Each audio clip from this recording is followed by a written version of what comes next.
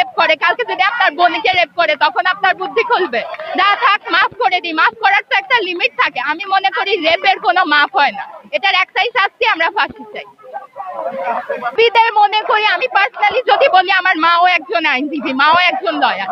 তো এই ক্ষেত্রে যে আইনজীবীদের এতটা বিবেকে বাঁধছে, এতটা টাকা পয়সা দরকার, এতটা তারা ক্রিমিনাল হয়ে গেছে যে একটা রেপিস্টের পক্ষ নেন, আমি বিশ্বাস করি আইনজীবীরা অবশ্যই মা, বোন, বাচ্চা কাচ্চা বা মেয়ে অবশ্যই থাকবে। সেই জায়গায় যদি একটা আইনজীবীর মেয়ের রেপ হয়, আইনজীবীর বোনের রেপ হয়, তখনই কি সে রেপিস্টেরই পক্ষ নিবে? আমার কোয়েশ্চেন এইটাই।